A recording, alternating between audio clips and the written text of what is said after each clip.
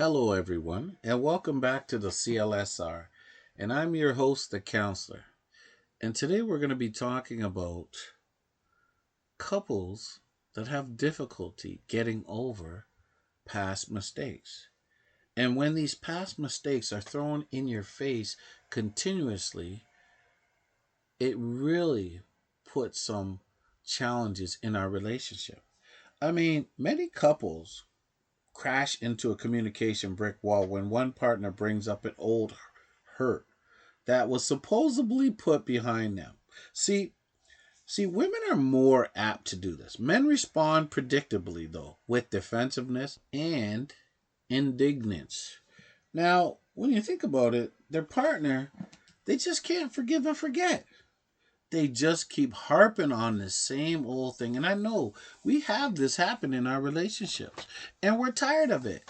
And it really depends on your mood, what's going on in your life, how you respond to this. I mean, what begins as a discussion about a current problem rapidly escalates into a three-layer problem, like the current issue, the old issue, and anger that this topic was raised again and again and again.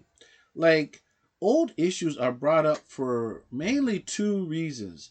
They're still unresolved and affecting one of the partners, or they symbolize a current problem and are mentioned to draw a parallel between what happened in the past and what is happening now, right? The intent should be to clarify, not crucify. Some old problems are particularly hard to put in the past, especially infidelity. Criticizing a partner to get over it shows insensitivity to the impact that this problem had on the relationship. And we all know that if we're dealing with a partner who's had some relationship problems or who's cheated in the past, there are issues that it's just hard to forget. And it's easy for the person to keep throwing it in their face because they're insecurity about it, right? So, how do we deal with it? How do we talk to our partners? What do we say, right? Well, first, we have to validate the importance of the old issue your partner brings up, but suggest that you stick to the topic at hand, right? Acknowledge it. Don't be so defensive. See, men, we have this thing where we become so defensive about it that we get our backs up, and next thing you know, we're on the attack, even though we know we're wrong, right? You're right. I made a mistake before. Could we get back to what we were talking about and discuss the old issue later? If you really want to talk about the old topic, I will, but can we first finish the conversation we began? Or you could say, are you bringing that up because our current problem is similar in some way? If so, tell me how it is similar. And let's focus more on the current problem. It's very frustrating to me to hear you bring that up. Can we discuss that after we finish this conversation? Right? You have to learn how to say it, how to respond. Like, what has to happen for you to be able to let go of this issue? I'd like to know if I could do something that will help. The fact that you bring that up must mean it's still important to you. Tell me what it is that's unresolved about this situation. Or you could say, it bothers me that you bring that up because I don't like thinking it still hurts you. Does it still hurt? Or are you bringing it up to clarify your point of view? And you could also say, it worries me that we can't get past this issue. Now, what you don't want to do is you don't want to respond inappropriately. And a lot of people do. And this is what escalates the situation. The situation could easily get out of control. And what you don't want to be saying is, if you're going to bring that up, we'll get nowhere, right? First, you want to find out why they brought it up, right? So why are you talking about that now? You're really saying that you have no right to do this. You say that, but obviously your partner disagrees with you. Clearly, you telling them that they have no right to bring that up? Come on. You have no capacity to forgive. You are making the situation worse. It's okay to be frustrated. However, you need to understand why it was raised, right? I can forgive the past. Why can't you? See, when you say something like that, oh, it creates a firestorm. It's almost like deflecting the blame game. How do you say it is much more calmly in a sensitive manner. I've been thinking a lot about what happened when we had this situation, this infidelity from our past. I'm sure you've been hoping it was all in the past, but I still need to discuss it further. Is now a good time? I thought I was over this, but I realized recently that I'm not. It would help me if you could talk further about this. If your partner responds with, let's not go there, or we'll only argue, or we've talked about it a dozen times, or one more time will only make us aggravated, or okay, but make it quick. See, you're going to have to say, I don't want to argue. It would help me now if you listen to my concerns and help me figure out what we can do. Or we have talked about it before and it hasn't helped. You're right about that. I'd like to discuss it differently. Mostly, I need to understand why it's been still bothering me. I'm sure you'd rather not discuss it again. I don't blame you. But it's important that I feel I have your attention. It will take about 10 minutes. If now isn't a good time, we can talk tonight. See, if you bring up an old issue while discussing a current problem, do your best not to make it sound like you're throwing everything at them, like the kitchen sink. The problem we're having now reminds me of a problem we had before. I'm mentioning it not to throw it in your face, but so you might understand why I'm so bothered by the current problem. See, if your partner responds angrily or defensively, you're going to have to say, I don't want us to rehash this old problem. That's not why I brought it up. I brought it up because it might help to explain why I'm upset about the current problem. You don't have to worry about the problem now. That problem isn't my concern. However, it is similar in importance to the problem we are discussing. You want to try not to be defensive and too insensitive by saying, I still haven't forgotten about the infidelity from the past. You owe me. See, you need to find a way to put it past you once and for all. Rehashing it will aggravate our relationship. I'm still bothered about it. I have hoped I'd be over it, but now I'm not. I guess what I need from you that would help me is I need you to let it go. You see, when you say things like that, it puts your partner in a predicament where they're thinking to themselves, wow, I feel like I'm alone on this ship. And this person is really not willing to look at the issue. See, what you don't want to say is, what you did then was unforgivable. I'll never forgive and forget. Forgiveness can be a difficult process. Sometimes people withhold forgiveness because they don't feel that the offending party really has demonstrated adequate understanding and remorse. If that is so for you, you may wish to say, it would be easier for me to forgive if I really believed you understood the importance and impact your actions have had on me. Instead of defending your actions, I'd like it if you could show some genuine empathy and affection. There are right ways to respond and to have these discussions, especially on these very sensitive subjects. And when your partner continuously throws issues or of the past in your face, you're going to have to learn how to communicate effectively. See, couples who have lingering resentments tend to bring up old hurts when arguing, making the conversation unwieldy and overwhelming. See, ironically, this happens because of the buildup of many instances when a partner chose to not register a complaint in a noble effort to be big-hearted. Having held his or her tongue in the past, a partner eventually feels entitled to complain. However, The conversation is cluttered when a backlog of unsettled hurts occur.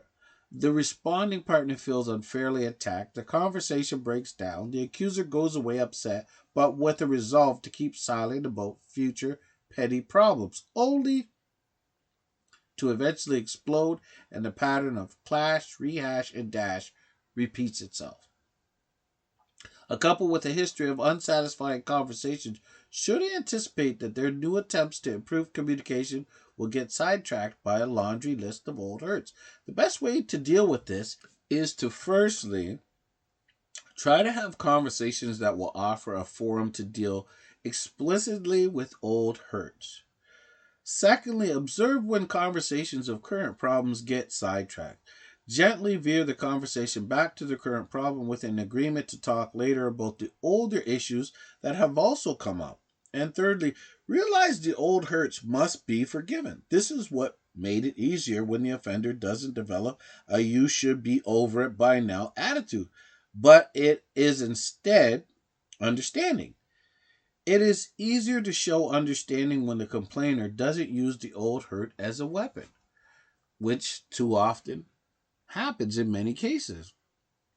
And we irresponsibly respond in a manner that is not productive for the relationship. And it has a tendency to break down communication.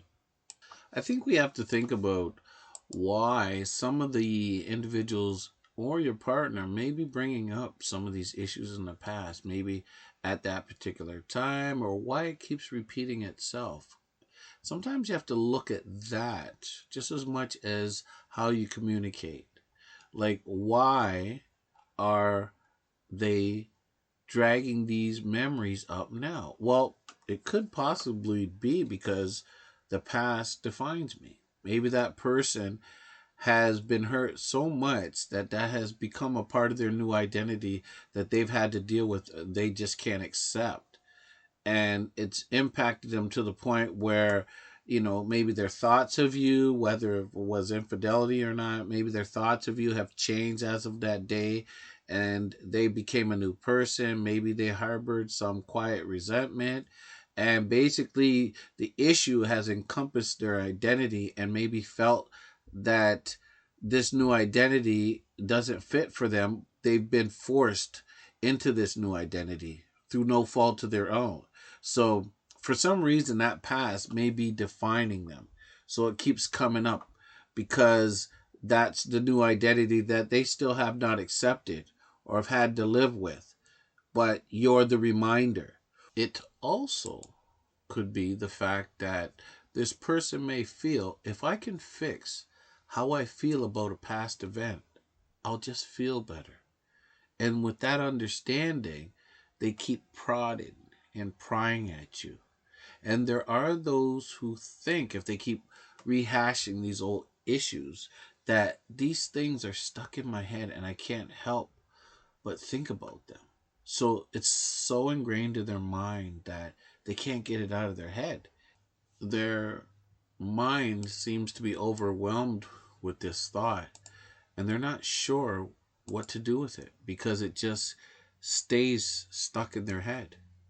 And of course, there are those who believe, if I can poke at them enough, maybe my feelings about them will change if I just go at it.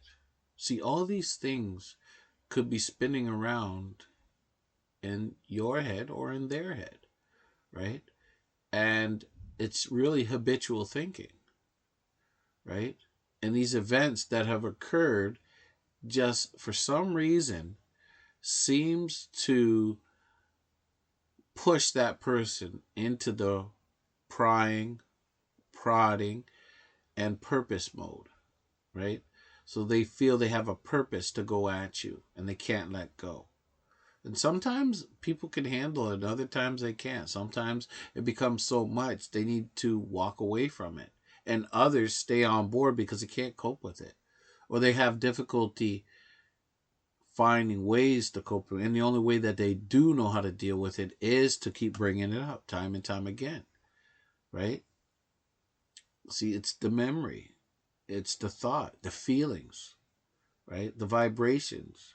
See, sometimes these memories bother individuals, right? And if they let it bother them to the point where it creates negative feelings, those feelings stay in the now. So they bring the past and they enter into the now.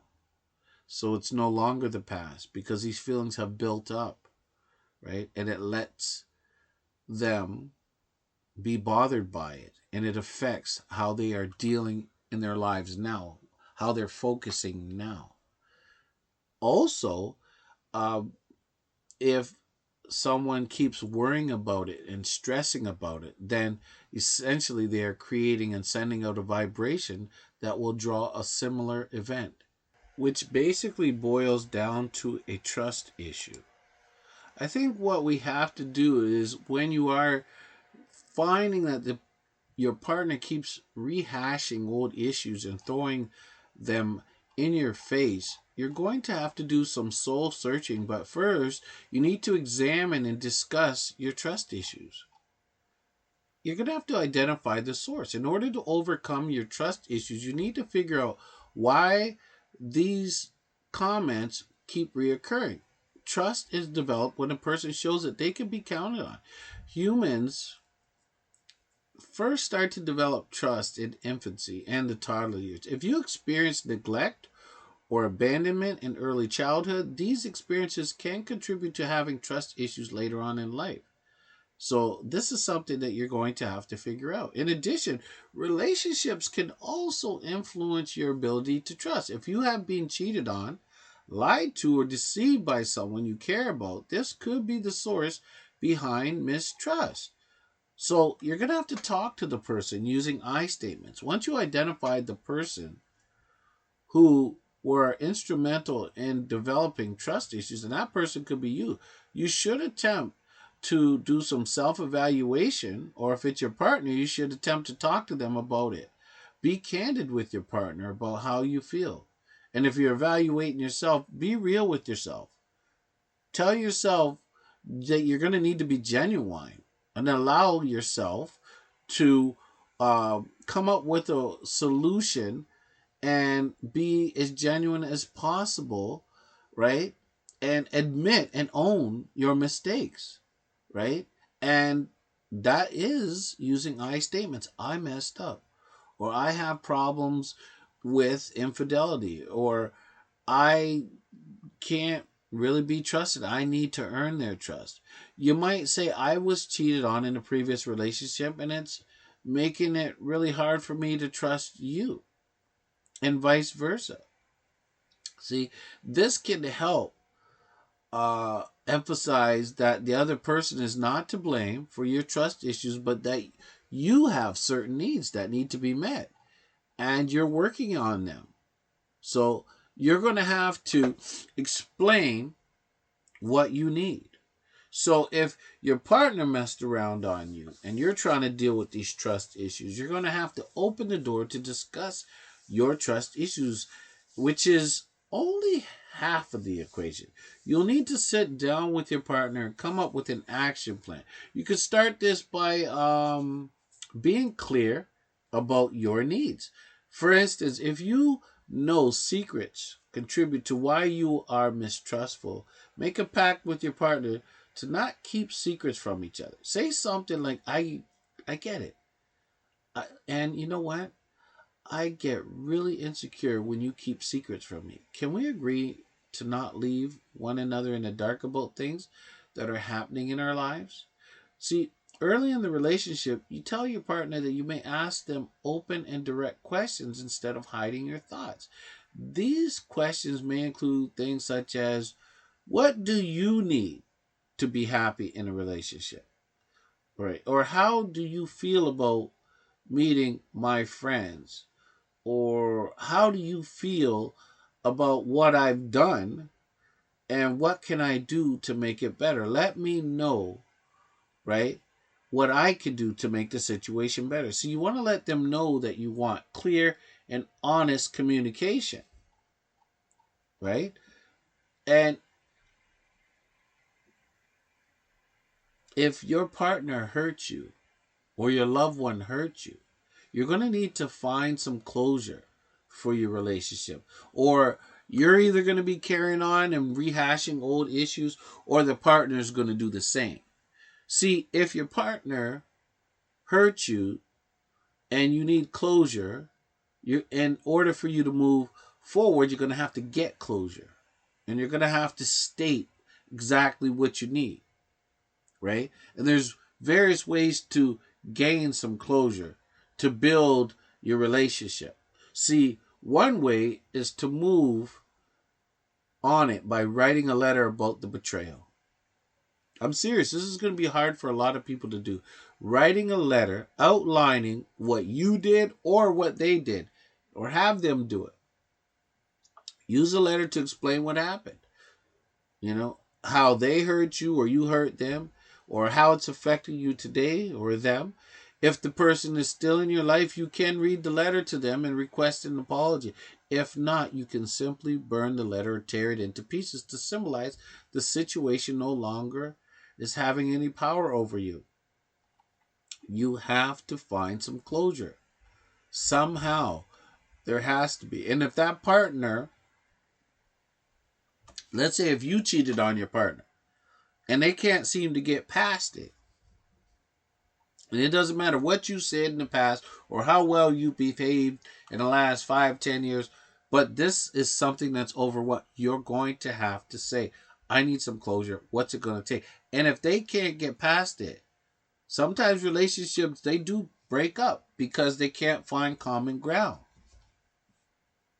And if you're in a relationship where you can't find common ground, then it is clear that the relationship may deteriorate. You want to recognize shared humanity in the people who hurt you. See, once you have established some closure, then you're going to have to figure out how are you going to create a foundation for trust. Well, first, you're going to have to improve communication. The most effective way to overcome trust issues is to communicate effectively. Most often, mistrust develops because one partner seems like a mystery to the other. When you and your partner are open and honest with one another, the fears and anxieties are alleviated and trust can be restored.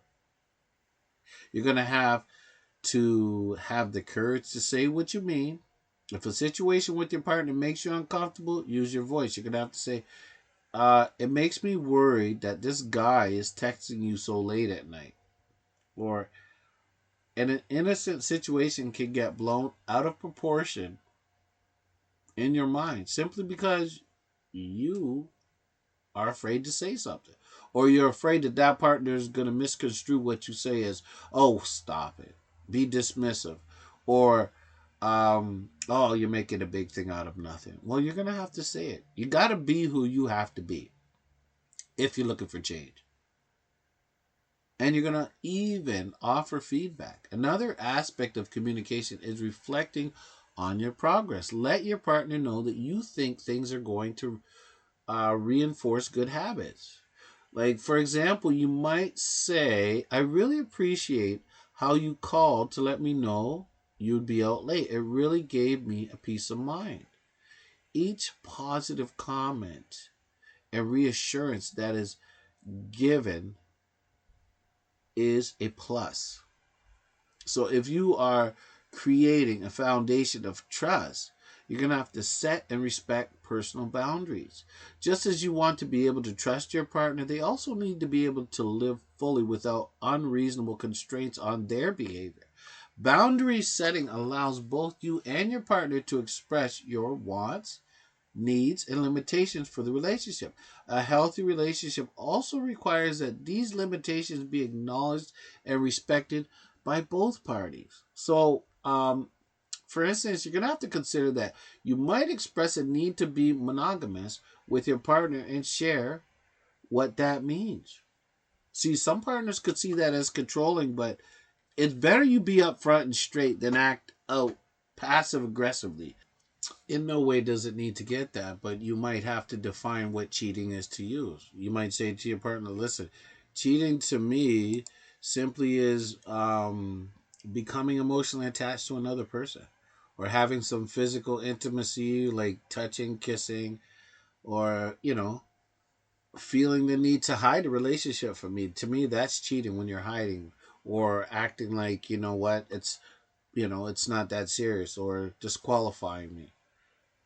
And as well, you could tell your partner that, hey, listen, there are boundaries that we can agree to, which could be social media. Our profiles, we could access them at any time. There's no need to have secret passwords on our phone. Like, you can clarify, set boundaries so that there's more confidence. And you could just be upfront on what cheating is to you.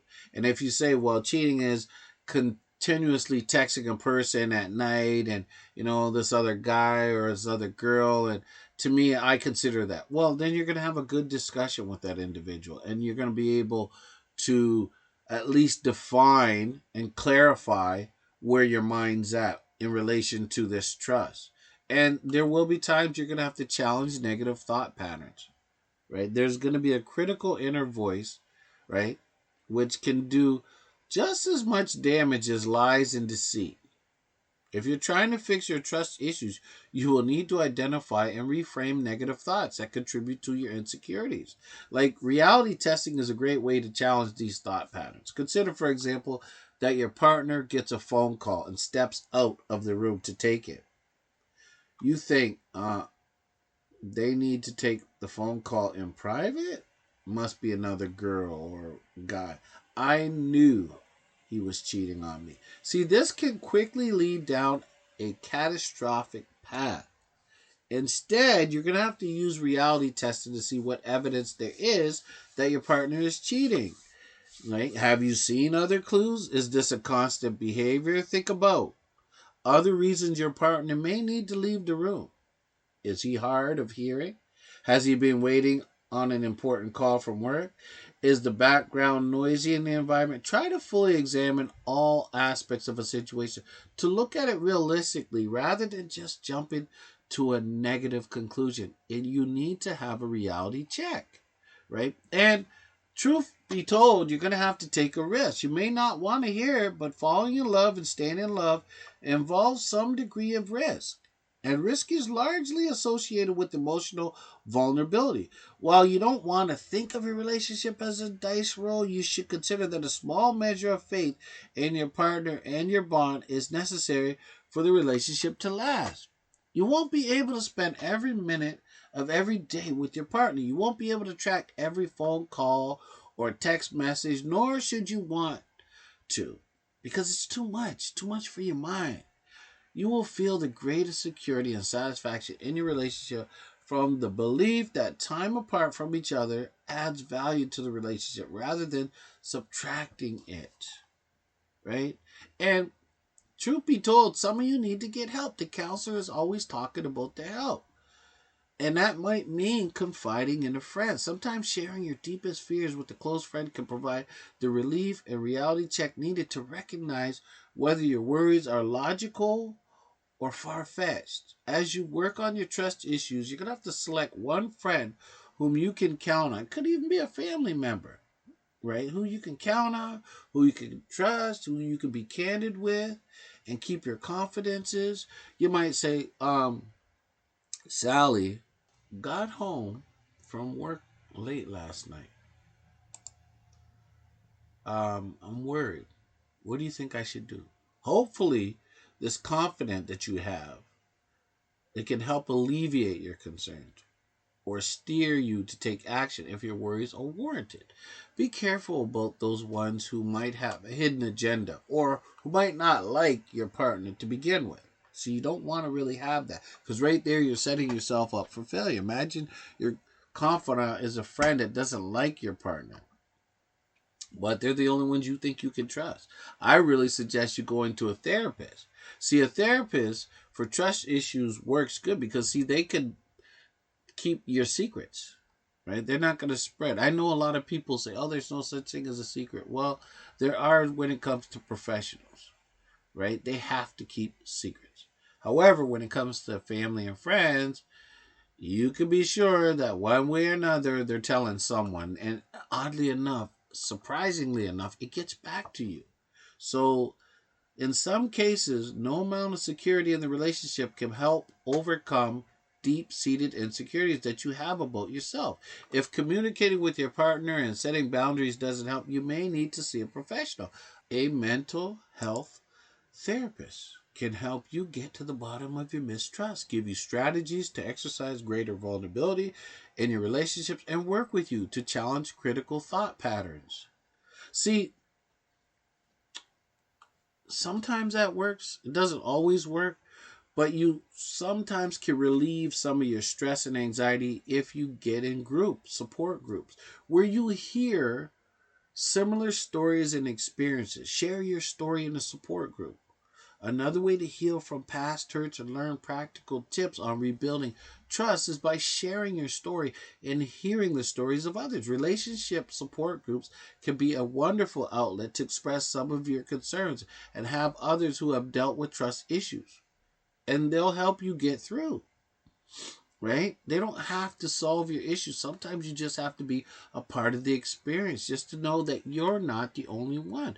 Talk to your therapist about referring you to a local support group related to trust and relationships. It may also be helpful for your partner, right? For them to get involved, for them to join the support groups. Attending may help them to gain greater insight into your fears and develop coping skills to help handle your insecurities. Unload your worries in a journal. I can't even express how much writing and reflecting helps people. It really does. It makes you a stronger, wiser, more informed person when you can actually write and express what you're going through, right? Similar to having a friend to share your worries. Writing down your fears into a journal can serve as a handy tool in overcoming trust issues. Putting pen to paper allows you to go through the process of unloading irrational fears and also offers an outlet for you to challenge these worries with reality testing. See, journaling can help you reduce tension, stress associated with distrust, and it can also help you identify common patterns affecting your relationship and serve as a problem solving tool as you work with a therapist. It's so magical how it works. Well, I want to say to my listeners, it's not an easy subject when someone is throwing old issues continuously, and we all have that in relationships. We all have partners, either you're doing it or they're doing it to you, but you do need to know that there are ways to manage it. You are going to have to do some self evaluation. Be genuine and honest with yourself. And if you plan to deal with it effectively, you're going to have to look at some of the strategies that were mentioned today. There are many ways to handle it, but you got to get a handle on the problem. A lot of the things that we do move on is when we understand the real problem. You could be with a partner who've had trust issues in the past that keeps bringing it up, but you're going to have to get some help to figure that out, and they're going to have to get some help to sort it out. That could be the case, but it's a very individual thing when you're dealing with this problem.